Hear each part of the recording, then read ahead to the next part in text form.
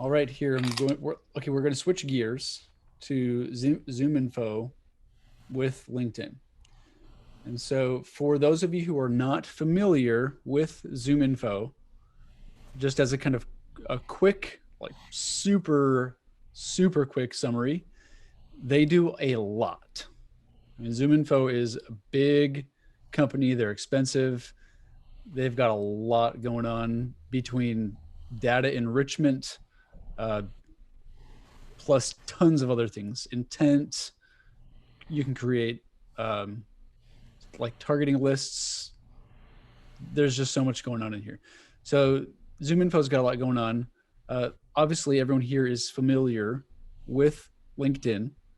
And so what I was kind of thinking was, and when I say LinkedIn, I'm thinking specifically Sales Nav, because I don't think that you can really do much in a workflow like this with just normal LinkedIn. But, you know, we have clients working with ZoomInfo. I've been asked about it 100 times. And our wheelhouse has always just been LinkedIn. So we've never like paid for it. We've never brought it in-house as part of our workflow. We've never built anything for a client around it. But I'm wondering if maybe it would be smart to think about doing that, just because I can see in the future, if you can afford it, you just might be able to make less effort go farther if you have a greater database and more touch points. So I could see it being in the future something worth knowing. And you know, ZoomInfo will come and go, and LinkedIn will probably eventually come and go. And you know, just it's good to have your hands in a few places. So here, let me do this. You look at the pricing, Isaac. I used to use ZoomInfo, and they only had annual billing, and it was expensive, and they'd only bill you annually, and it was for 3 licenses or more. Yeah, they're still expensive. They don't give you any pricing on the website, and it's from what I hear from teams that have bought it, they're always willing to negotiate. So, so take that. Yeah, I got quarterly billing. I got quarterly billing out of them, but it was still pretty expensive. And yeah. They want to sell you 3 licenses in a pack, not individuals. So what's expensive? What were you paying? $200 a month, I think. 200? Yeah, I think 3 licenses. I think it was 200. No, mine was a single license. They want to sell you 3, but billed quarterly. So I had to pay like $600 a quarter. Yeah. At one time. Yeah. So the kind of valuable thing that I've heard, because like I have a bunch of friends outside of like this company who just do sales that I've known over the years, who use ZoomInfo, and they've said that the most valuable things that they get from ZoomInfo is email and phone number. That's kind of what I've heard consistently, is that's what they really appreciate.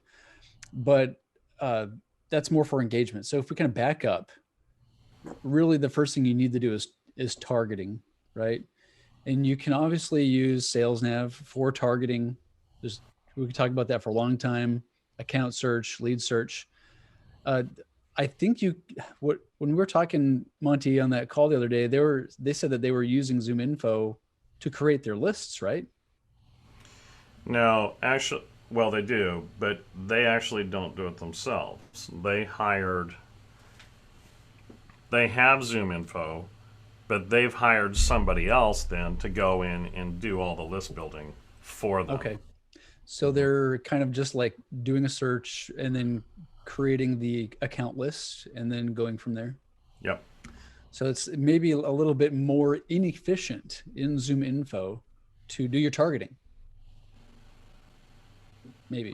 They had a LinkedIn Live a day or two ago with a product leader of Microsoft Dynamics 365, and they were really pumping it up. So I never used it, but they were really talking about the social selling and getting all the how often they update and they check the phone numbers and emails. So I guess it was a big announcement, some type of partnership. So yeah, and stepping back, there's targeting, right? ZoomInfo is maybe less efficient for targeting than SalesNav. And then once you do have targeting set up, you have the ability to engage. So if we're on ZoomInfo, there's a few ways that you can engage, right? Because they're pulling in information from a bunch of places. You can just straight up email them because you get it before you connect. You get their email and their phone. You don't have to like connect on LinkedIn. You just have it, right? So you can straight do that.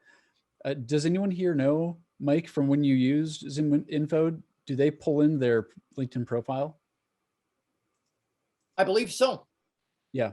So that's kind of where I was foreseeing possibly using ZoomInfo for targeting in some scenarios, and then using that as a way to build a list. If not, that's a problem. I don't remember right now, but I mean, that could create a really dynamic process, right? Yeah. So keep in mind, there's a lot of these out there. ZoomInfo is one of them. Seamless AI is another one. You know, what they do, to my understanding, is they go out across the internet, all social profiles, all articles, anywhere that they find a name, and they pull any contact information that they can possibly find, and pull into those and use, then cross-check them and use like the most recent ones. So it's all publicly held data. It's just compiled all together from across the internet as a whole. I bet ZoomInfo is actually the CIA. And they're just like, hey, let's just make people pay for it and not have to worry about it. No, you're talking still asking for money. You're talking NSA. Yeah, that too. Yep, that too. Well, one thing we didn't talk about is is ZoomInfo only working with addresses that it finds, or is it trying to reverse engineer an email address based on patterns at the company for folks it doesn't find? That's a good question, Mike. I don't know. Does anybody know? Has anybody used ZoomInfo and know that answer? What was the question again? Is it only pulling from verified emails, or is it doing like a first name, last name, MX record ping to generate one that's not publicly available? Is it reverse engineering email addresses based on patterns for people that it can't find? I guess that's, I think like Phantom Buster does the latter. Yes. That's You're talking to reliability of the info, right? Oh, and they gauge it. They say it's certified or it's questionable or it couldn't be, it usually comes with a score, 1 of 4, green, yellow, red, or black. So this is kind of where my mind is going, right? This is like one possible path where maybe you're using LinkedIn for targeting, and then you can choose these different ways to engage: in-mail, connect plus message, post engagement, event, whatever it might be. Maybe you start with ZoomInfo for targeting, and then I'm assuming LinkedIn is part of the data enrichment. I feel like it'd be silly if it wasn't. Maybe then you'd have to create a workflow. Like first you send an email, maybe at the same time LinkedIn, that kind of thing. I'm not sure what it would look like, but maybe you do multi-channel touch point here and here all together. Just a thought. The targeting that we can't do in Sales Navigator is why some of these things look interesting. Like I'm looking for companies with 5 to 50 million in revenue. Good. Got to use PitchBook or Traction or Crunchbase or ZoomInfo or something to find that data, because LinkedIn doesn't have that data for those companies. And that's a really common thing that people ask about. I could see kind of flip-flopping it here. If you are starting with LinkedIn, then maybe enrich. I don't know if you can do this. Like if you're on their profile, can you just maybe they have an extension where you can just enrich it, and then you can schedule out your workflow. After you send the in-mail or invite or whatever. If you can enrich it and put it all in your CRM, to then send an email or do the call, kind of just as a matter of which comes first. I think you could probably go either way, right? Yeah, I think the way they were talking about with Microsoft Dynamics, it was going to be enriching their data, and so, you know, where I see the value is, like you had just mentioned, that you already have their phone and their email, and you know, when we go through LinkedIn Sales Navigator, we go through, you know, LinkedIn messaging, and then getting them off LinkedIn to talk to them, right? So ZoomInfo, while expensive, is another way to get to talk to them. You know, I don't know. So yeah. So I would put ZoomInfo, like if you were integrating it, ZoomInfo for me would be above LinkedIn, because LinkedIn all of a sudden now becomes one of the social profiles, right? Yeah. Yeah. There's also the sort of, you know, put yourself in the shoes of the other person. How do you want to be engaged? You know, like what's the most effective way to engage a prospect? I don't know that I would jump right to email or phone just because you have it. Mm-hmm. True.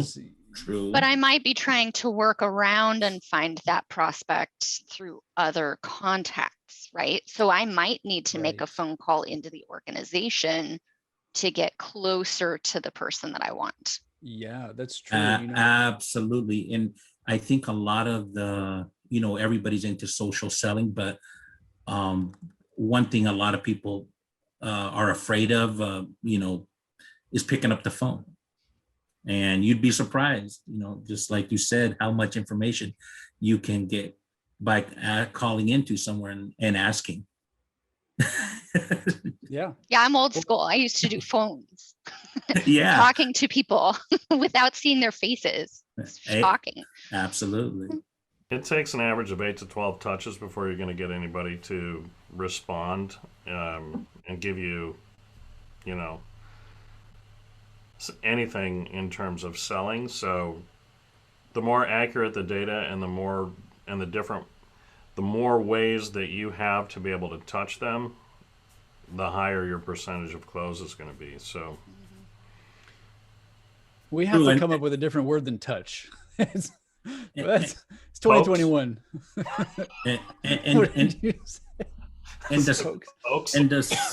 And the psychology of conversion is like, you know, even if you had the ZoomInfo phone and email, and like you said, you know, if you drop into their email, you're just another cold outreach, you know. And maybe like you said, Isaac, maybe engaging them through LinkedIn messaging might work better because you're warming them up, right? Yeah, I mean, I'm thinking it's nice to, as a buyer, it's nice to feel like you're not being hunted down. So I think that it would be, I would appreciate it if I was like, oh, this person is like, I can kind of see them orbiting far away from me, like they're engaging maybe with my stuff on LinkedIn. I don't do anything on Facebook or Twitter, so I'm not there. I wouldn't want them to just cold email or call me. I'm thinking of where else do I live online? It's really just going to be here, you know? So I could see going, like starting either targeting here or targeting here, and then doing like content engage, and then choosing how you want to do that first engagement, or sorry, after like the first communication, direct communication engagement. You know, do you send an email? Do you connect? Do you email? Do you call?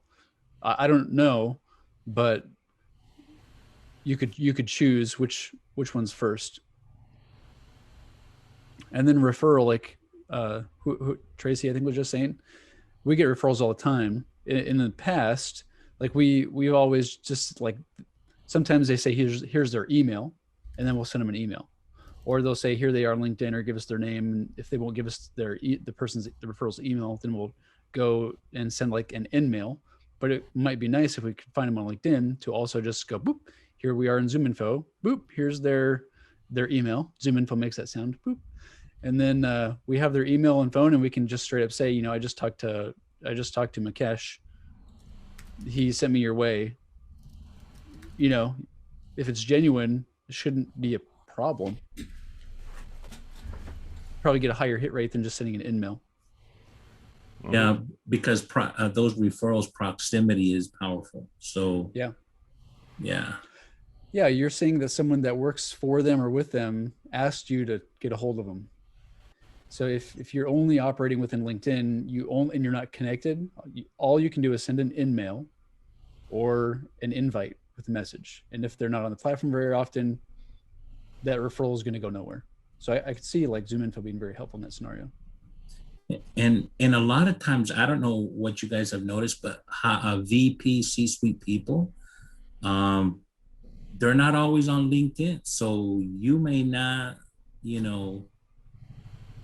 and I'm talking large enterprise accounts, like you're trying to get, and that actually is another conversation. Maybe you need to get down to the director level because they have the buying power, right? But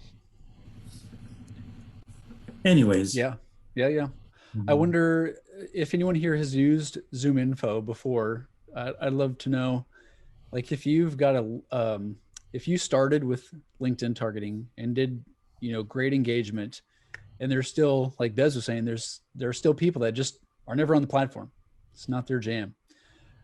Does anybody know if you could take the people who did not engage back and like scrape their profiles and dump them into ZoomInfo and then enrich there so you could plug them into a brand new workflow? I could see that being super helpful. Does anybody know? It's been years since I used ZoomInfo, and I don't know if that was the one that gave you credits. Like I said, they do give you credits. Yeah. Okay. So, and back then when we used it, it was to get candidate information from a recruiter standpoint. Mm-hmm. So like I said, I haven't used it in eons. If you update the information, do they reward you? ZoomInfo? I'm not sure. I don't know. But if you were able to, maybe it's not even just this is what their profiles are. Maybe it's just the data points: first name, last name, their title, their company. I'm sure they're looking at LinkedIn. Maybe they can find a highly probable match in their database, and then you have their email and their phone. And this is outside of our wheelhouse, but I'm thinking you could hand that over to the sales team to do what they normally do. So then you're really making the most of people that are on LinkedIn and the people that aren't. I could see that. I could see that taking the targeting that you did here on LinkedIn and really giving you more people to engage with on other platforms. You know what would be really cool? And if one of you, or if you know of a tool that does this, is a tool that tells you a given person where they are mostly engaging at, what platform, that would be awesome, Yeah. Like, are they more active on, like, where are they most active at? Like LinkedIn, Facebook, Twitter? Yeah, something like that. Or, like some intelligent tool that would tell you, hey, this person, while they, all their activity is on Instagram, Yeah. Well, first you have to cross-discover them. Yeah. Yeah. That would just be an awesome tool. Doesn't the company that ran Fishkin started after Moz, Toro or whatever, don't they do that? Don't they? Or is that more just for where a company is active, not a person? Okay. Say that again. What was the name of the company? It's the company that ran Fishkin started after Moz. It's called like Toro or something. I thought I remember watching him do a video on getting the activity metrics from different platforms, but it's been a while. And I feel like it might have even been the company instead of the individuals. I haven't seen that, but that is kind of interesting. FYI, this area is what I co-authored a patent on. A patent submission. It didn't get granted, but oh, really?